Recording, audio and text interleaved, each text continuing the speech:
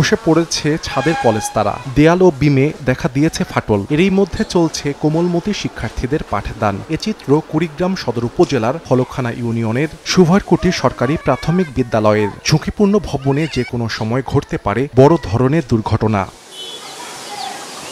জেলার শতাধিক প্রাথমিক বিদ্যালয়ের একই অবস্থা, বলছেন সংশ্লিষ্টরা। বিকল্প না থাকায় পাঠদান ও দাপ্তরিক কাজে ব্যবহার করা হচ্ছে ঝুঁকিপূর্ণ ভবন। এতে শিক্ষার্থীদের সঙ্গে আতঙ্কে থাকতে হয় অভিভাবক ও শিক্ষকদেরও। অভিযোগ রয়েছে, এ বিষয়ে বারবার সংশ্লিষ্ট দফতরে জানানো হলেও মেলে না সমাধান।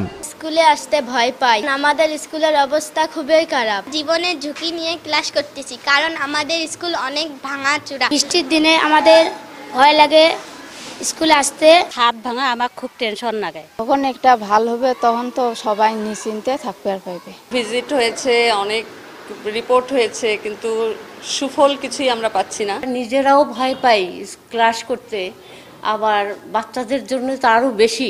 2022 সালে জেলার 135টি ঝুঁকিপূর্ণ প্রাথমিক বিদ্যালয় ভবনের তালিকা ঊর্ধ্বতন কর্তৃপক্ষের কাছে পাঠানো হয়। পর্যায়ক্রমে এসব ভবন ভেঙে নির্মাণ করা হবে নতুন ভবন, জানিয়েছেন শিক্ষা কর্মকর্তা।